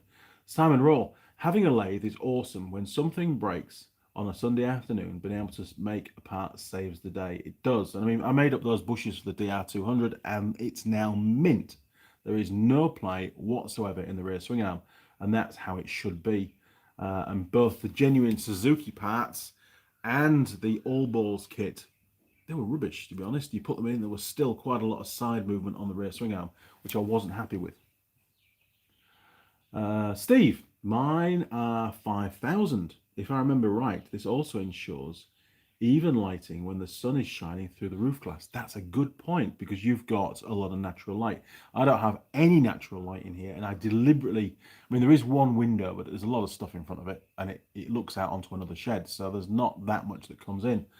But I found that even if you've got a lot of natural light, but the background of the workshop is quite dark, then of course your camera auto changes the light setting thing, don't know what it's called, and everything else looks dark and the window looks bright, and it really plays with the camera. So again, I just prefer not to have any windows, in all honesty. It works a lot better for me. And yeah, okay, I spend a bit more on electric bill, but it doesn't matter, the videos come out a lot better. The One Civil Man, hello Andy, I am so sorry about not being able to come and watch the other live streams. Hey, you don't have to apologize, gentlemen, at all. I'm here if you want me, and when you can fit the live stream in. We all live very busy lives these days. Now, I'm actually amazed, flabbergasted, in fact, that I've managed to keep these live streams going every Sunday morning. You know, I mean, today I've got a full day's work to do on an ROV. It's not going to be finished to go back to Auckland tomorrow. On Tuesday. It's not. I need some parts, and I can't get those parts till I go back, so it's going to be another weekend down here. But I can pick up another one next week if all goes to plan, so I can make a start on that one as well next weekend and keep the ball rolling, you know. Right, Brandon Culver. I've been kicking around the idea to purchase or build a lathe for a couple of years now. Building a lathe, that's not an easy task. I think chances are with the UK industry collapsing, and I'm sure there will still be lots and lots of relatively cheap lathes available. I would suggest just buying a good second-hand one, but don't buy the first one you see. Do a bit of research. This one's an old Boxford. It's got about, it's probably about, I don't know what length bed it is. It's not huge. It's bigger than the Myford, which is still sat on the bench. I haven't done anything with that yet. It's still collecting dust, but it will get done eventually. But the little Boxford is a perfect size for me, really. But then I have to teach myself how to operate the thing. Oh, well, learning how to use a lathe isn't hard. Although saying that, the other week I was drilling a hole. I had a 7mm drill bit in the chuck, which is at the other end, and well, it seized. It went, and then it stopped, and then boom! The drill bit exploded into a million pieces and fired all over the workshop. Something I've never had happen before, and it was just one of those things. I don't know why it happened. I was very, very slowly drilling. I wasn't pushing it hard, and it died. There is no more 7mm drill bit. It's all over the workshop. Steve, this live stream is the highlight of my week. It's my chill time. Thank you, Steve. It's my chill time too. Simon Rawle, the lives are like Andy's bar, open for all, with some regulars. Oh, the live streams. Yes, the live streams are like Andy's bar, open for all with some regulars. Absolutely. Alcohol's the one thing we're missing. Well, you guys have got alcohol, no doubt, because it's alcohol time at your end. But for me, if I was to have a couple of beers now with you in the morning, nothing would get done during the day. It just wouldn't. That would be the end of it. Finished. I would just spend the entire day bumbling around the workshop, moving things and tidying up and pretending that I've made more space, probably. Brendan, US Oklahoma here. Wow. Cheers, Brendan. Mike Adams, have you ever tried patenting improvements you've made to the original parts for the bikes, etc., that made them better to the manufacturers? No, because, and there's a very clear reason for this, is the vast majority of the improvements that I've made, and I haven't made that many. I mean, I'm not the guru for all fixes. They're made, a lot of the time is work time spent on that improvement. Yes, I do spend some of my own time as well, but the ownership of that idea belongs to my employer. I couldn't, and it wouldn't be fair on them for me to try and take ownership personally for said improvement or fix. I just enjoy being part of the whole journey, and sometimes it's nice to come up with an idea which, all the engineers in the factory, whichever factory that is, hadn't thought of. And sometimes you find that the engineers, they overthink things. They make a simple fix into a very, very complicated fix. And I always tell my students, keep things simple. NASA tell you that the more components you have, the more moving parts, the more bits and pieces that make up that particular vehicle, the more chance of failure. So just keep it simple. And that's what I try to do with some of the fixes that I come up with. Plus, it helps to keep the costs down for the repairs as well, for the reworks. But it's cold. You see the smoke? Look, you can see my breath. And no, I'm not smoking a cigarette at the moment. Lee Newton. Hey, Andy. I hear someone is mowing their lawn, which I'm sure seems to always be the way when you're filming a video. Yeah. Well, I'm usually only at home at weekends. Usually, I'm on the road a lot. So weekends are the time that people cut the grass. Arseholes is all I can say. They have no respect for somebody trying to do a live stream. Simon, the thing to remember with the lathe, as the workpiece gets smaller, you need to increase the speed of the piece. Yes. I was just drilling a hole in the middle. And it was going fine. And then all of a sudden, it just nipped up. I could see it. I even saw the drill bit flex. It was like slow-mo, It flexed, and then I'm like, ooh, this isn't good. And it was, I even said it in slow-mo. And then, boom! So I just had just enough time to pull back, and then, pow, off it went. And it didn't blow, it didn't break any lights, which was good. It did hit the racking and some of the drawers and bits and pieces. And it was in so many small pieces, I couldn't even be bothered to pick it up. It's still around the workshop somewhere. Steve, keep it simple. Leave the science to the scientists. Absolutely. Simon Roll, kiss. Keep it simple, stupid. I agree totally. Lee Newton, Simon Roll, exactly. Right. I think we're way over time. We're 10 minutes over, but that's all because of the pie thing. I'm going to have one more cigarette, which is the last cigarette. Oh, look at that. I've got one more in there. And then I'm going to sign off. I'm going to stay a bit longer because I'm enjoying this. And I enjoyed doing the pie thing. I thought that evolved into something that was very, very interesting and informative and fun to do, to be honest. And nothing to do with fixing motorcycles, but hey, isn't that what live streams are all about? Just general banter. So you've got about 3 minutes to ask me your last questions for today. 3 or 4 minutes while I smoke this cigarette.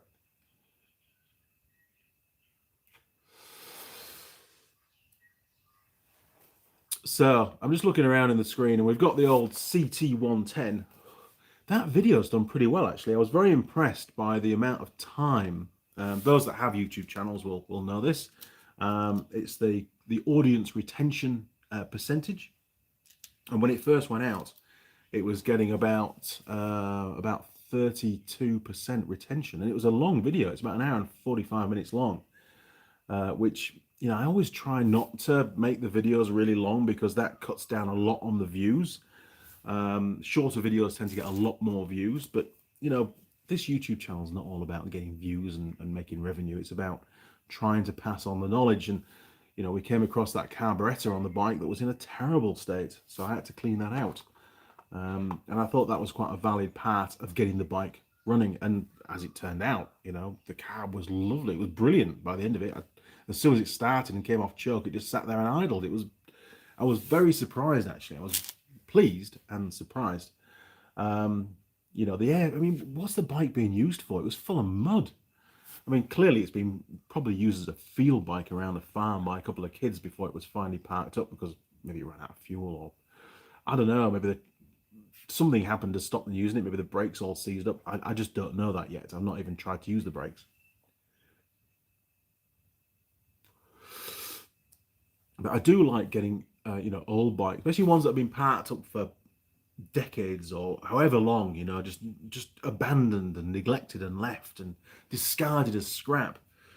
And to get given it, and I've been wanting one for a long time, and it's actually it'll be a really good platform for a restoration. I don't think it's in that bad a nick. Yeah, there's a little bit of rust on the pressed steel frame in places, but that's all easily fixed. That's not a problem. So it'll be a good little bike to have around. It's got a lot of character. I know it's ugly. Some people say it's really ugly, Andy, but it's got a lot of common elements to the old Honda C50s. And when I was 12 years old, that was the first engine I ever worked on. It was on my go-kart. So it brings back a lot of fond memories as well, does that sort of, that Honda design. Steve, next package I'll send you a Simply Diag thermal mug for winter, mate. That will be fantastic. Thank you very much, Steve. I'll look forward to receiving that. The CT110 was an awesome video. Sometimes when you're making a video, you think, you know, and I'm sure, again, Steve, you'll understand this. You know, you think this is going to be a great video. And I wasn't too sure, although my gut feeling was it was turning out to be good, but the proof is in the bike starting up, and I didn't know that was going to happen until the end of the video, clearly, given the condition of the whole thing. Other videos that I make, you know, I think this is going to be a really good video. This is going to get lots and lots of views, and it turns out it doesn't get any views. It hardly gets only a few hundred views, and that's it. And it just sort of stagnates and just disappears off into oblivion. And what's really weird with YouTube is that video, then the one that you made that you thought would have done really well, doesn't. And then sometimes a year later or 2 years later, it suddenly starts to get lots of views. Really, really weird. And it's hard. You just can't predict YouTube at all. But you know, I always try to make the best video I can at the time based on the equipment that I've got, the time that I've got available, which is something that viewers don't sometimes appreciate. And you know, there's no point in doing a video if you don't do it to your best abilities. That's my argument. Lee Newton, hey Andy, doesn't dielectric grease prevent the flow of electricity? If so, why spray it onto electric contacts?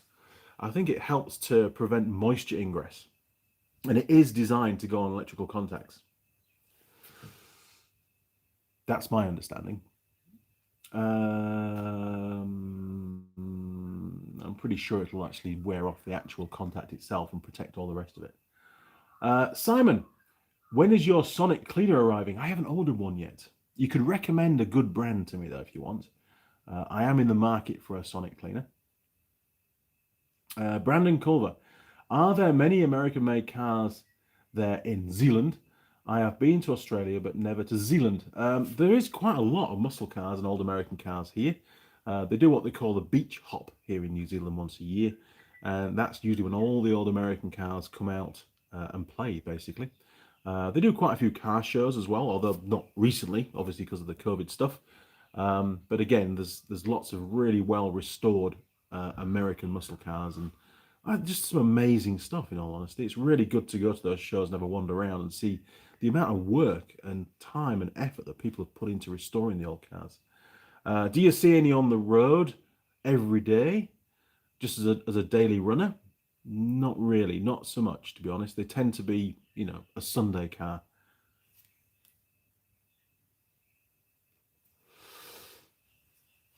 Simon Roll, my most views is 145, lol. Well, I'll have to go back and give you another view. I don't know why the Andy Mechanic channel has done as well as it has. I mean, sure, it's by no means anywhere near the size of some of the automotive channels out there. I mean, look at Mighty Car Mods. Look at, in fact, look at Colin Furs. He's not really automotive, but he does a lot of stuff with cars and motorcycles and bits and pieces. And he's got, I think he's nearing 11 million subscribers now. Just super interesting to watch. I suppose a bit like Top Gear, where it is sort of car related, but it's more to do with the fun element of watching, the entertainment factor. I don't know if I can really put an entertainment factor into my videos. I'm not really an entertaining kind of person. I don't have that kind of charisma, but I do the best I can with what I have, and that includes the skill set that I have and the character that I am. And in all honesty, the channel's done, it's far exceeded my expectations already, and I have no idea where it's going to go in the future. We'll have to wait and see. Only time will tell. Well, that and the YouTube algorithm as well. My word. John Nuttall, okay, I want to see the date on your fire extinguishers, as we want to keep you and the mouse safe. No milling machine till you have that rewire. The rewire will happen. I just don't know when. We have to get the main power supply to the workshop done for the heat pump thing that's going to go, the air conditioning thing that's going to go in. That's been delayed now. There's no point in doing it now because it's turning to winter. That's something which I'm putting the funds on hold. I've actually got to rebuild the funds because I spent it on a laptop. That's going to happen in spring, ready for next summer. So it'll be nice and cool in here during the summertime.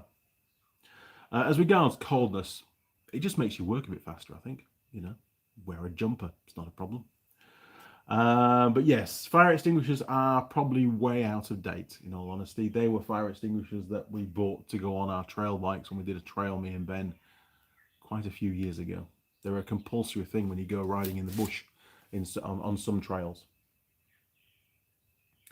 Mike Adams, unless it's a reveal for another time, what's that bike behind you? It kind of reminds me of that old 1950s Sears and Roebuck bike I had when I was a teenager. Well, believe it or not, there is already a video on the channel on the Honda CT110. This particular model of bike and other similar variants from Honda were used as postie bikes for many, many years. That's the postman delivering letters, by the way. In New Zealand, there were thousands and thousands of them around New Zealand. I don't know if this one was ever used by a postman or whether it was sold directly onto a farm. Because again, some farms just put knobbly tyres on them and use them as farm bikes, as transport around the farm, to go and check on the sheep and the cows and whatever farmers do. But you know, they are iconic for New Zealand, or they were, not anymore. You see now the postmen drive around electric rechargeable four-wheel quad bike type things with handlebar controls, and they have a roof and a big box on the back, and they seem very, very popular. And yes, I would love to get one of those, but they're a little bit too expensive at the moment to buy one. And if I did get one, then yes, I would probably end up driving the length of New Zealand in it one day, maybe. Oh no, my cigarette's gone out. We're nearly there, look, we're nearly there. Bear with me.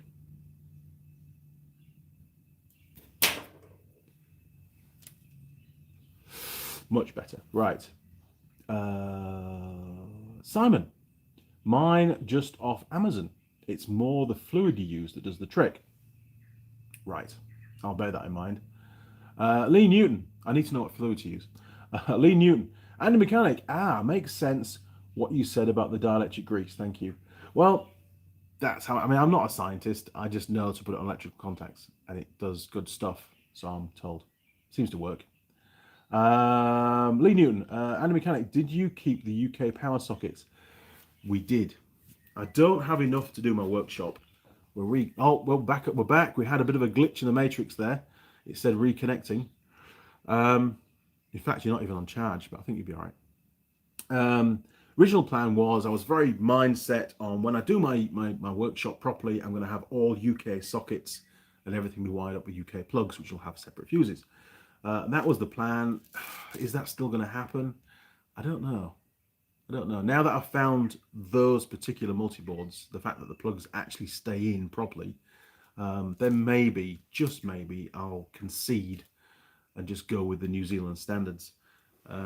Although it'll always be a bone of contention. There probably will be a couple of socket gangs around the workshop which will be UK, because I do still have some tools that are on UK plugs.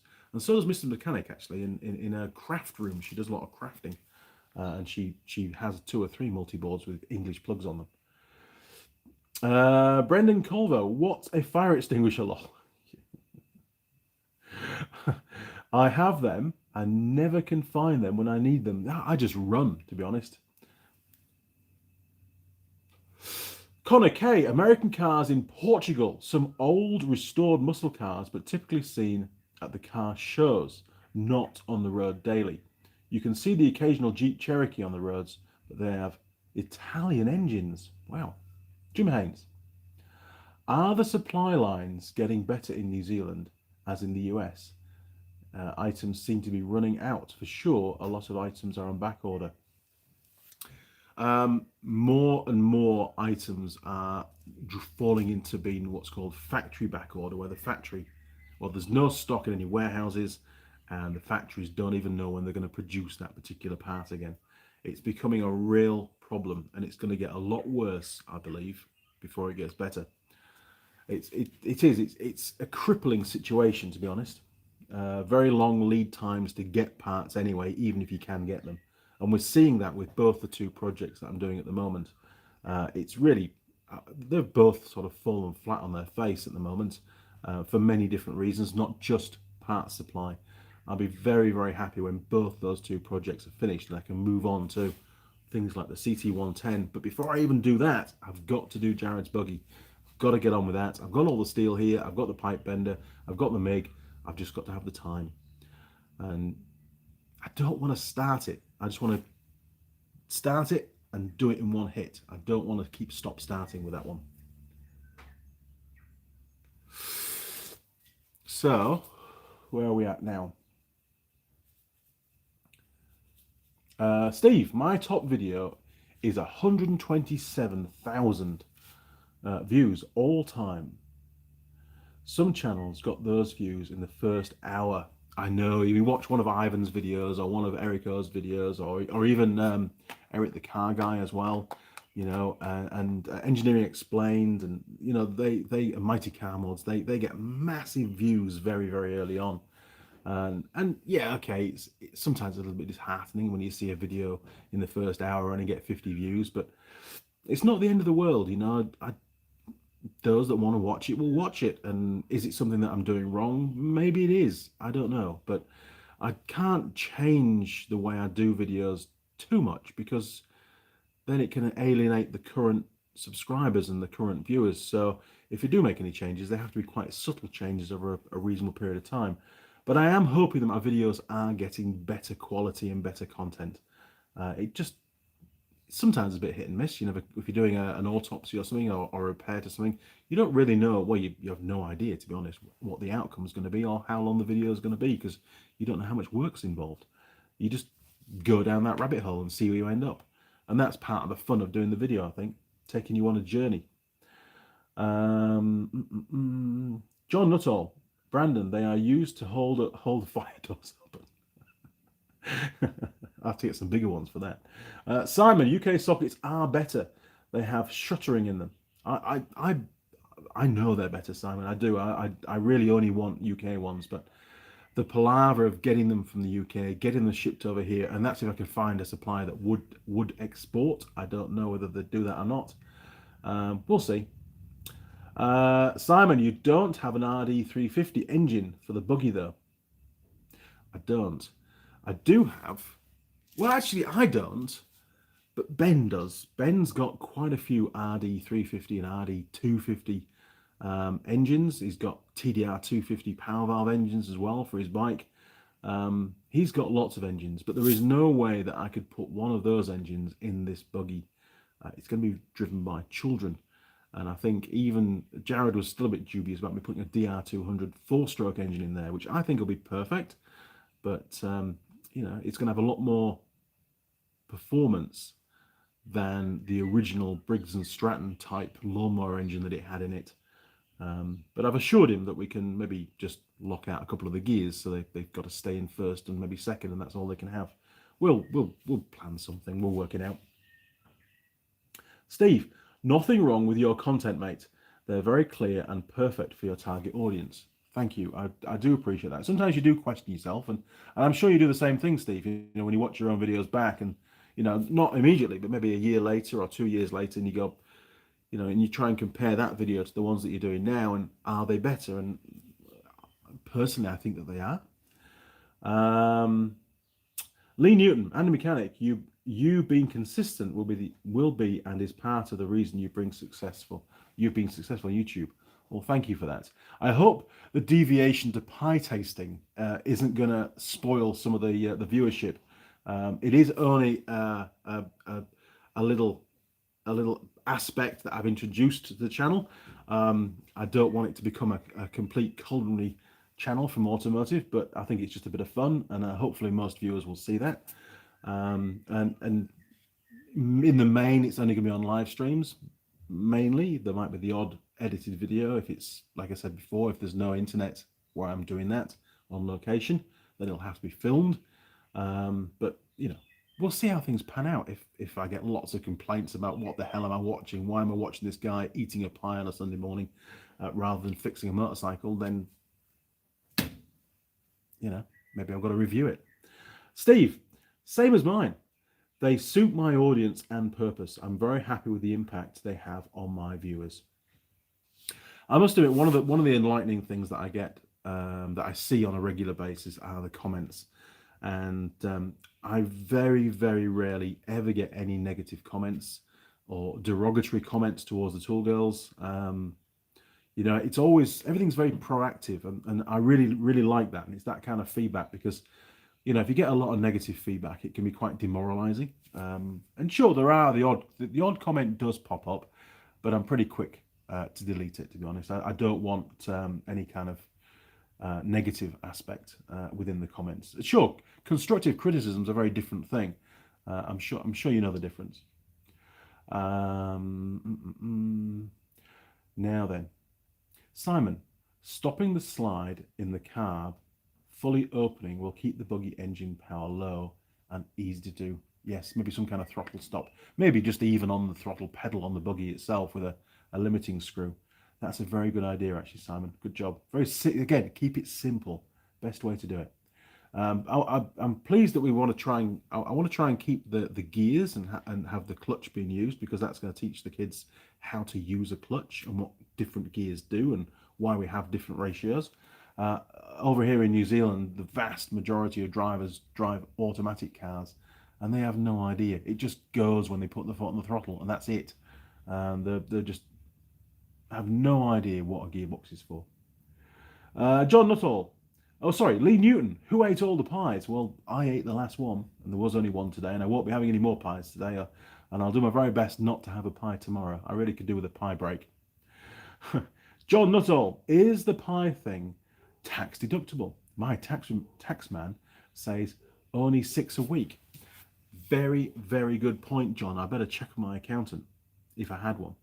But yes, it could be, sustenance. I mean, it is part of the live stream now, so it's, I suppose, classed as a prop or something. So it definitely could be, I could submit the invoice into my books for the pie.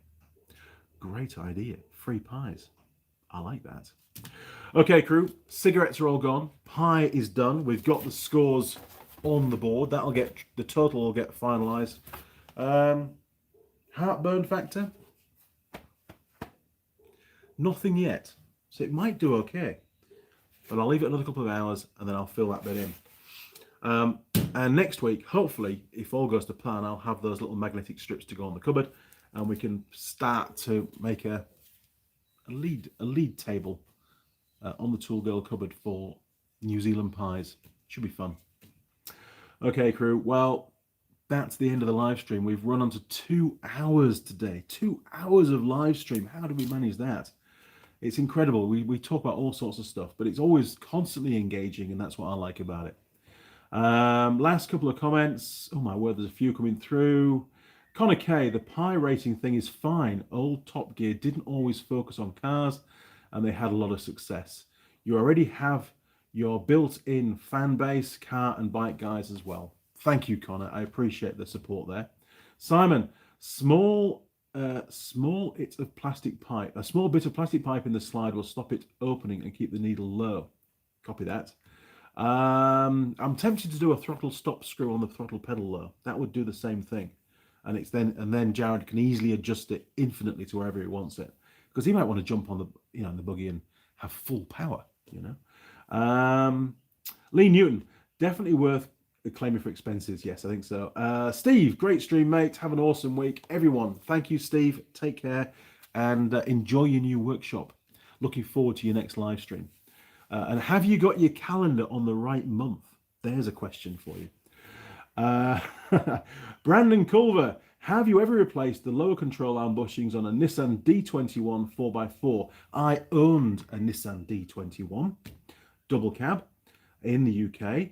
Rear suspension. I have actually, no, I replaced the entire lower control arm because it rotted out on both sides. I only found out it had rotted out after I did a massive jump in the ute, taking Ben to school one day. When you go down to Thorpe, where he was at school, at the private school there, which was nice, there's a little rise in the road. It's a pretty flat. It just rises a bit, and then the road drops away. And we have Mrs. Mechanic in the front, the kids in the back, and I hit that at a record speed of 70 miles an hour because we were in a bit of a rush. And we got a lot more air than I planned. When we landed, and actually as we were airborne going off, because you couldn't see what was coming up the road, as we were airborne, the school bus was going the other way, which was fantastic. There were obviously some of the kids were on a school trip, and we went going the other way with a big company logo on the side, completely airborne, past the bus. But when we landed, which was a few seconds after taking off, it hit the ground so hard, we got that bit of a squirm going, and I was trying to get the car back under control, and Mrs. Mechanic's punching the crap out of my left shoulder, because she wasn't that impressed. I think actually she was very impressed, but wanted to, show the correct response in front of the children to be responsible. So I was trying to control the car, and it took about 3 swerves, and then we finally got it back under control and was able to hit the brakes. Fond memories, but the car never handled as well for a few weeks. And then I realized that both lower control arms had massive cracks in them, and they were flexing. So the steering geometry was all over the place. Anyway, another little story for you for the end of a live stream. Who else have we got? Right, trying to sign off, but can't sign off. So I read the comments. John Dwyer. Cheers, Andy. Entertaining as usual. Thank you, John. Appreciate that. Lee Newton. Thanks for the stream, Andy. Appreciate that. Steve. Yes, it's on Hollyvember. What a bloke. Yota Doug's tool collecting channel. It reminds me of that movie Vacation. I've got to watch that. I have seen that movie. It's a good movie. Yota Doug's tool collecting channel. Was Aunt Edna there? No, she wasn't. All right, crew. Until next time, I'll see you next Sunday, 8:30 a.m. New Zealand time. Remember, we're in the future here. All right, crew. Cheers. Over and out.